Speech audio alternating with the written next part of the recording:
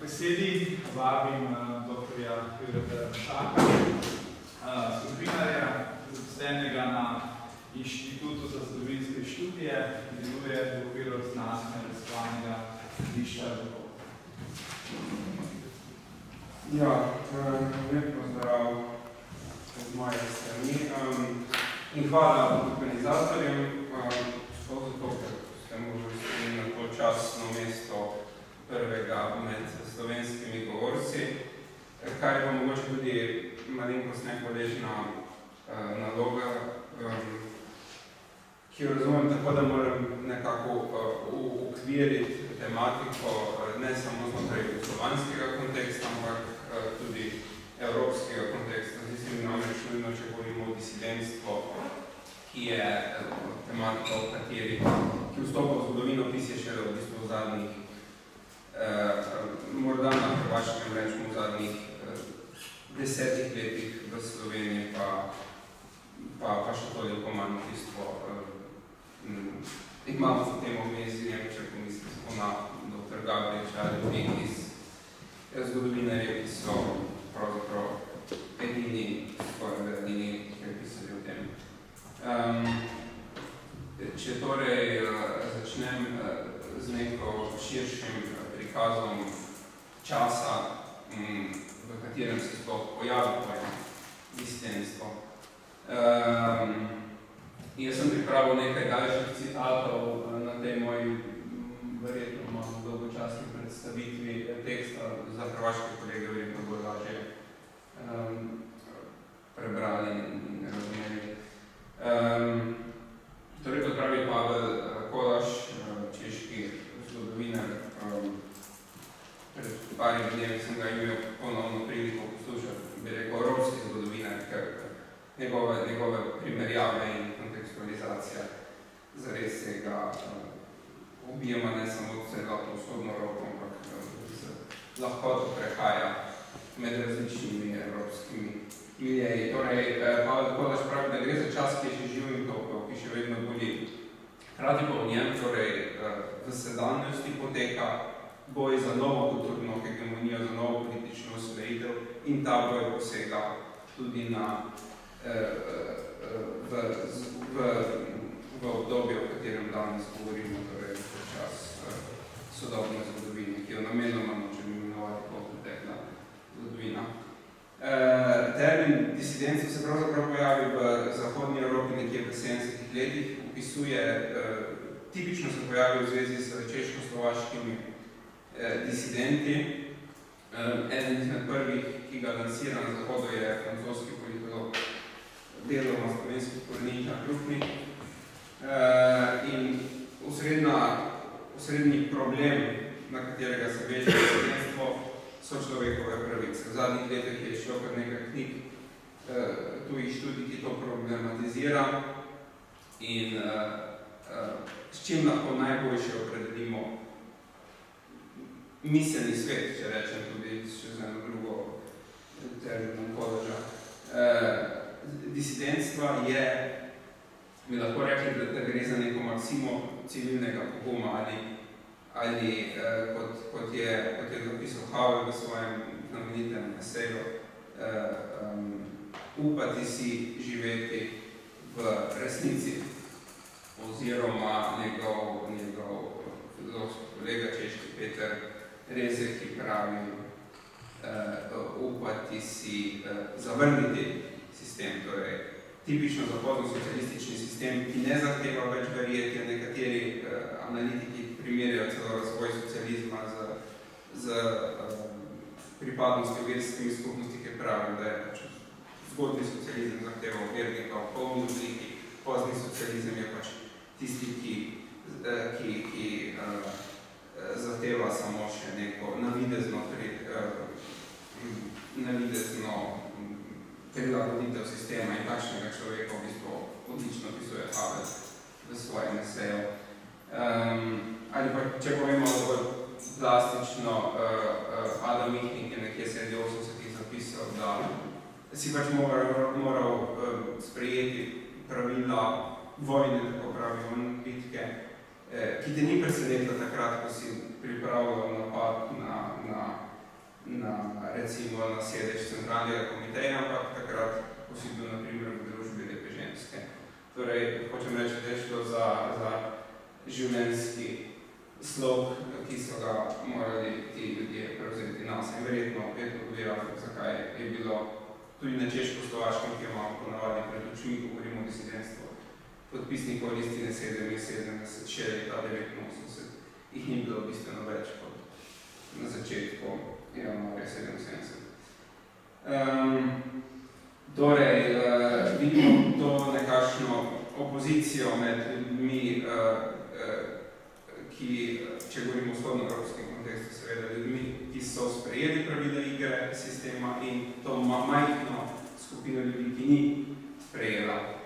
V zadnjih letih pa se novejše raziskave grejo tudi v stvar ni več tako črno-bela, v analizo vstopa polje nedoločnosti, polje sivin. Ne gre več toliko za nasprotje med vladajočimi vladanimi. Prej si Jugoslavija potem tukaj zelo dober primer, da se o tem govori, ko smo slišali v prejšnji predstavitvi. Imamo polno nekih ljudi, ki se gibajo na presečišču med sistemom in nasprotju sistemu. In zaradi tega je verjetno tudi označba opozicija v za jugoslovanski kontekst nepravilna. Pojavi se namreč, če odštejemo tisti povojni del, ko eksistira nekje na margini, potem šele zares konec 80-ih let. No, v 90-ih letih so potem tekle različne debate, kdo je bil disident, kdo se lahko vlastni to dediščino in tako naprej. Naprimer, Mihajlo Srbin, Lugovič. To je več tudi moj predhodnik nekaj omenil, zato se ne bi v tem ustavljal.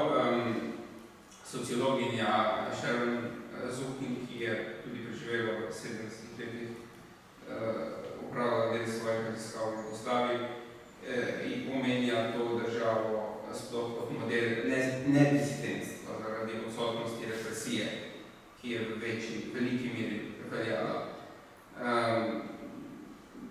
Moje mnenje je, da to ni čisto pravi kriterij za represije, za določanje disidentstva, in pa sledijo te kategoriji nekateri zgodovinari, na primer srpski zgodovinar Srđan Cvetković, ki govori o pravih in poldisidentih in potem še neki najdražji obliki disidentstva. Če se pomaknem na definicije, ki po mojem mnenju boljše označujejo jugoslovanski kontekst, lahko rečemo, da je disidentstvo pomeni kritično stališče do vladajoče ideologije in z njo povezano ureditvijo, ki se izraža javno in kontinuirano skozi daljše časovno obdobje, da je upanje na svobodo in demokracijo, kot je povedal srpski sociolog Nikola Šapoko. Konkretno za slovenski primer pa se mi zdi najbolj posrečena definicija Leva Krefta iz njegove študije o perspektivah, kjer pravi, da disidentstvo zahteva predvsem ustanavljanje prostora, v katerem se vsak možni lastni prav brez boja za oblast svobodno in prosto izrazi in stopi z drugimi v pogovor. In konkretno loči potem disidentstvo od opozicije, ki pa predvsem zahteva lastni prav, ki je torej samo nek kontrapunkt vladajoči partij v našem primeru.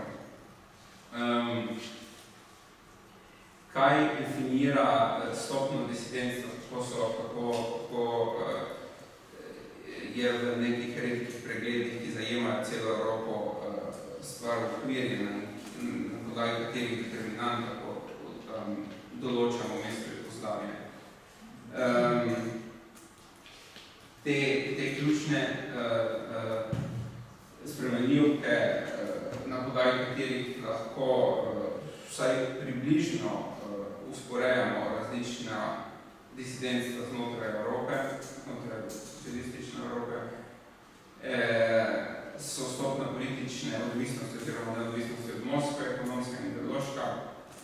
sposobnost režima ohraniti dojavnih državljanov, sposobnost brzdanja religijskih skupnosti in stopna kulturne povezanosti in odprtosti na zahod. V primeru Jugoslavije lahko ugotovimo, da so vse te spremenljivke bile prisotne v veliki meri in to vse do druge polovice 80 let. Kot je bilo prej rečeno, že je bil sploh Tito Kotar, celoten titovizem viden na Zahodu kot v bistvu glavni disident, seveda skozi oči njihovega pragmatizma, glavni disident v odnosu do Sovjetske zveze, do Moskve, in to se vidi v veliko primerih. Recimo Gilasove publikacije, ki so v milijonih izvodov bile distribuirane po vsej Evropi, v Jugoslaviji, niso združile, na primer.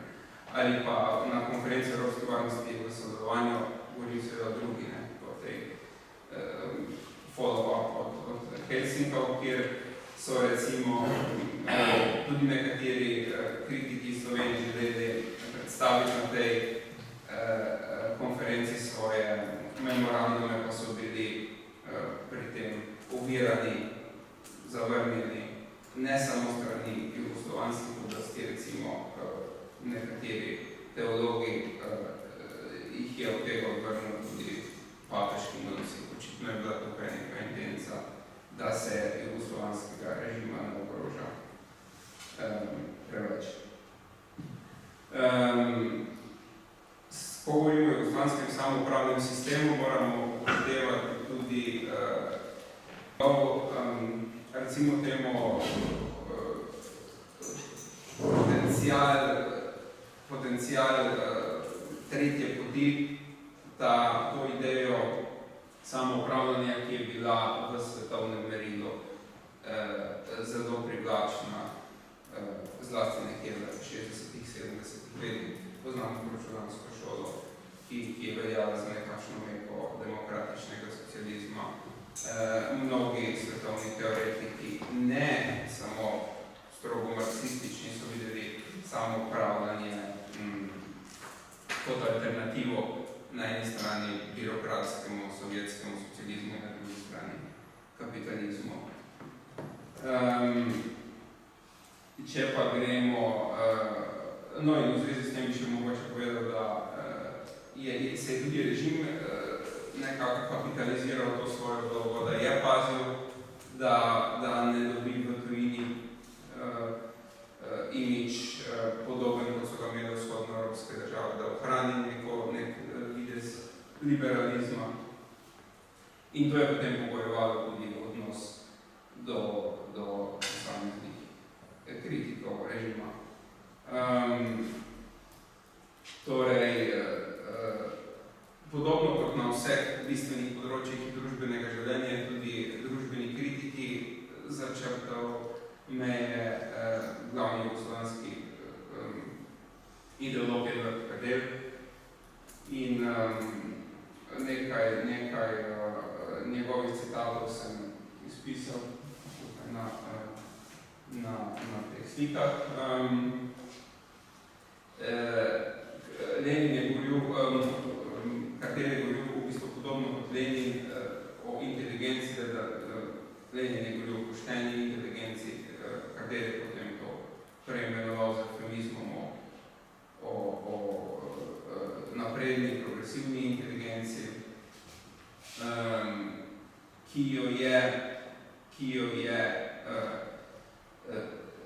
katera mora vedno upoštevati za izhodišče svoje kritike ta obstoječi sistem. Izven tega sistema ta inteligenca ne sme razmišljati po Kardelju. Kot je zapisal leta 65, mora težiti k sintezi, k rešitvam problemov, ki izvirajo iz materialistično konceptiranih objektivne narave družbenih gibanj. Torej, iz aktualnega razvoja samoupravljanja. Potem pa ministrstvo čistih rok ni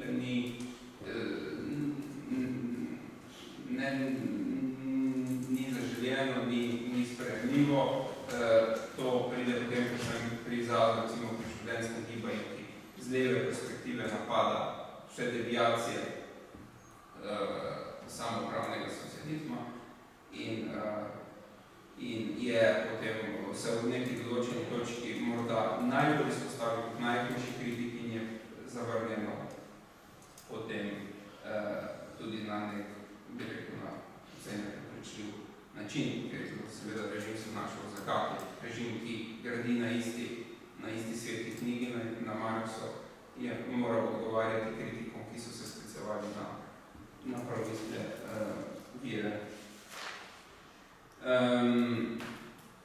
Torej, spodnega citata ne bom bral, odraža pa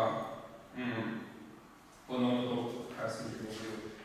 Torej, da kritika kot taka ne pomeni nič, ampak mora biti vedno ukvirjena v sistem, uprežena v neko samoupravno dialektiko, če rečem malo še čepradeljevsko.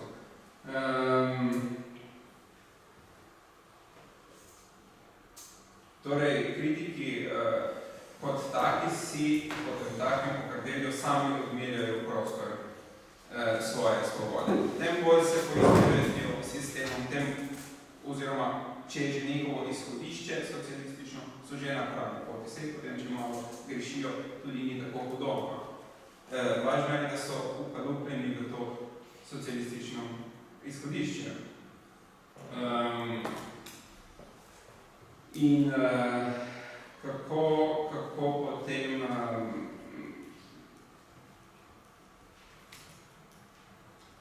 torej, tipično za pozni socializem je ne samo v jugoslovanskem primeru, tudi širše v vzhodnoevropskem, da gradi na neki odprtosti oziroma poskusu vključevanja čim širših množic, kot je rekel madžarski predsednik Kadar, kdor ni proti nam je z nami. To velja tudi ta parafraza obrnjena svetopisemska velja tudi, bi rekel, v primeru Jugoslavije. In za pozni socializem, kot sem že rekel, ni več toliko nujno, da sledi, mogoče celo ni niti zaželjeno, kot pravi Žižek na nekem mestu, da preveč sledi izvornim filozofskim počelom, na katerim sloni sistem, ampak da vsaj v vsakodnevnem življenju pristaje na neka pravila igre, ki postavlja partija. In recimo ta citat, kjer pravi, da človeku pravzaprav ni treba biti marksistično izobražen in ni treba, da so njegovi ideološki nazori vedno in na vsakem področju v skladu z ideologijo marksizma, da bi se strinjal z mnenjem, oziroma da bi bil privržen socializmu, to zelo dobro odraža. Če se pomaknem iz tega širšega konteksta na prostor Slovenije, ki je bila, kar se tiče intelektualnih debat, nekje do 80 let nekako umaknjena iz glavnih tokov, namreč kot hrvaški kolegi, recimo tukaj domeno knjige Slovenstvo v sovremene povijesti, prikazujejo je pri partijskem odnosu do družbene kritike na Hrvaškem in v Srbiji, tudi v Bosni, deloma veljal neki ekvilibri, torej če je bil na eni strani napad usmerjen na srbske liberalce, je moral biti na drugi strani tudi na Hrvaške, da se je nekaj stvari zanaševalo, da ne bi izgledalo kot nacionalno kot napad samo na en narod. Slovenija je bila iz tega nekoliko izvzeta in tudi družbeno kritiko so se ukvarjale republiške oblasti. Ideološka politika je bila izrazito stvar republiškega partijskega vodstva. V 70-ih letih imamo, v začetku 70-ih let po obračunu z liberalizmom v Sloveniji imamo opravek z ponovnim zaostrovanjem, z uvajanjem marksističnih kriterijev na vsa področja družbenega življenja, filozofiji, sociologiji, umetniških dejavnosti in seveda tudi v prostore univerze, inštitutov in tako naprej. Torej, ideja takrat je bila, da se zlomi načela klasičnega akademizma, da se uvede marksizem, ampak zopet ponavljam tisti marksizem v branju partij, tisti ustrezni, nekateri pojdi, ne tisti recimo oboženi Zahoda. Kot kriterij za presojanje recimo elekcij profesorjev na pozicije in tako naprej. Ali pa in kako se potem uresničuje ta nova politika, najbolj prek osnovnih organizacij, torej partijskih celic, osnovnih organizacij Zveze komunistov na različnih inštitutih, aktivnih, novinarskih, torej znotraj novinarskih inštitucij in vseh drugih organizacij. Praktično vsaka družbena vsaka pomembna inštitucija imela svojo partijsko kritiko, nekje svojo partijsko celico, nekje so bile te močnejše, nekje šibkejše in potem prek teh partijskih celic poteka tako imenovana diferenciacija, torej obračunavanje z temi, ki se približujejo, rečemo tako, mejam kritike. Ker kot pravi tukaj spodnji citat, ki ga je Frančetin izrekel novinarjem 1974. Prava humanost je, če pomagamo človeku, ki ga v pravem času opozarjamo na probleme. Mnogo bolje je v pravem času človeku pomagati in ga tudi predstaviti na drugo delovno mesto, če menimo, da nima pogoj za uresničevanje takšne funkcije. Torej, opozarjati in potem v skrajni konsekvenci pa tudi ljudi umakniti, če je to potrebno. In če se pa vidi tudi v tem primeru že v 70-ih letih, recimo, da pa same partijske celice v nekih primerih, na nekih inštitucijah ne sledijo več temu diktatu, ki prihajajo na katerih točkah tudi direktno iz centralnega komiteja. Recimo to se vidi pri FSTN, Fakulteti za sociologijo, politične vede in novinarstvo, za našem FDV, kjer recimo komunisti, ta njihova partijska celica ni odigrala takšne vloge pri obračunu s profesorji tam v sredini 70 let. Takšne vloge, kot je od njih to pripravljeno. Če počasi zaključim z nekaterimi empiričnimi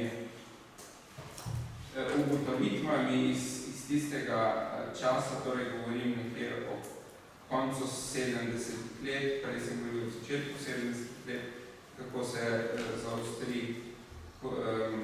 kulturna politika in zdaj, če se predstavljamo nekaj let kasneje, ko v bistvu ta partijska politika deluje. Na videz, oziroma na prvi pogled bi rekel, da je precej dobro funkcionirala. Recimo Dimitrij Rupel, v 80-ih letih znani oporečnik, je še konec 70-ih let zapisal v Problemih, da je edini novi idealni tip v bistvu socialistični umetnik. In se je v isti sapi distanciral od vzhodnoevropskih disidentov. Zanimivo, ne? Govorijo že o disidentih. Recimo v tem topu 80-ih Tomaž Mastnak in ostali uporabljajo termin disidentstvo, ampak vedno, ko se tiče vzhodnoevropskih intelektualcev, nikoli za jugoslovanske.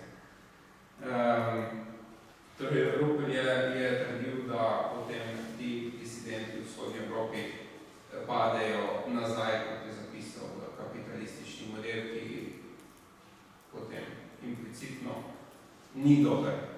Opozoril bi tudi na to, da odprtost proti Zahodu, ki je delovala kot nek ventil, je hkrati pomenila tudi, da so razmišljajoči ljudje v Jugoslaviji bili bolj kritični do dogajanja na Zahodu, kot pa mogoče intelektualci v vzhodni Evropi, ki so bili bolj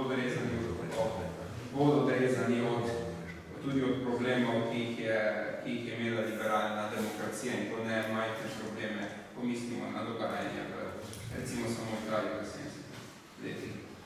Torej, z nekega poročila iz konca 70 let, ki so ga poslali iz Ljubljana v Beograd, je bilo navedeno, da je v Sloveniji nekaj 100 sovražno eksponiranih posameznikov, ki se sicer med sabo povezujejo, vendar pa svojim idejami ne naletijo na širši odmev.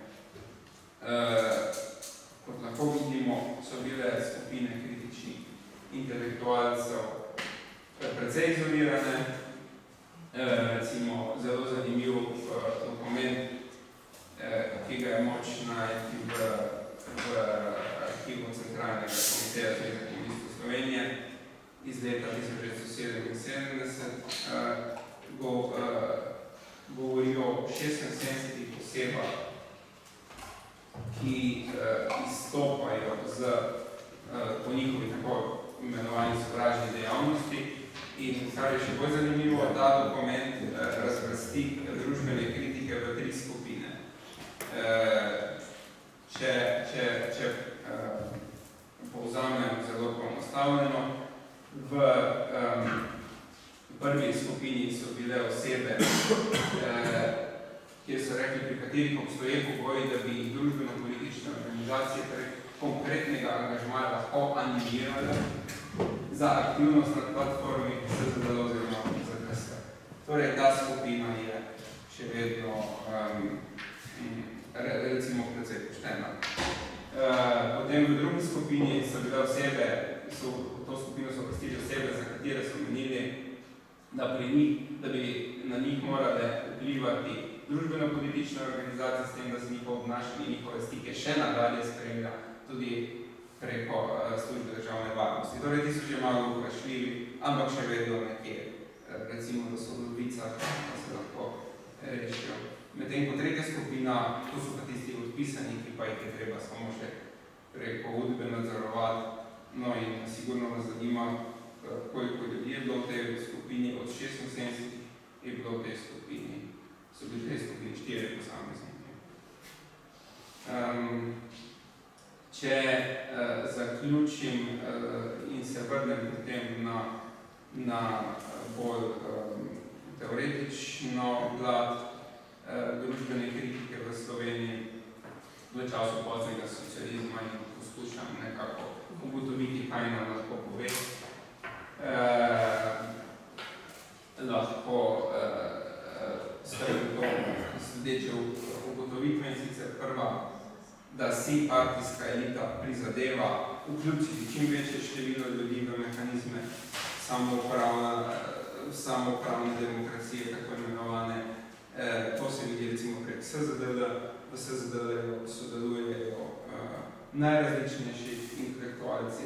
Mnogo izmed njih je kasneje so postali kritiki oziroma konec 80-ih, potem celo opozicija. Družbena kritika v poznem socializmu je vedno postavljena v kontekst političnega boja. Vedno se išče, kaj je v zadnju, s čim so motivirani ti ljudje, s kom se povezujejo, kdo stoji za njimi in tako naprej. V bistvu sama vsebina družbene kritike je tukaj potisnjena v zadnju. Potem pridemo do takšnih paradoksov, da imamo recimo ljudi, ki so iskreno verjeli v socializem, pa so kvalificirani kot državni, kot sovražniki. Pri soočenju z družbeno kritiko strani Zveze komunistov lahko opazimo, da se je zanašala na svoj hegemonski aparat znotraj civilne družbe, torej kot Gramscievske termine. In kaj to pomeni? Da recimo je izvajala svojo kontrolo in svoje discipliniranje tudi prek ljudi, prek komunistov, ki so upravljali, ki mi je zaupala te naloge v javni polemiki. Sama se ni želela preveč vmešavati, ampak je to prepustila ljudem s svojim zaupnikom, da so vodili v imenu partije politiko v časopisih, po inštitutih in tako naprej. In če zaključim, kaj nam pove dejansko stanje družbene kritike v Sloveniji in tudi bi rekel v Jugoslaviji v času poznega socializma. Po nekih politoloških kriterijih se ta del družbenega življenja lepo vklapa v milenijski model birokratskega avtoritarizma, kot ga je definiral že v 70-ih letih politolog Andrew Janusz. Hvala lepa.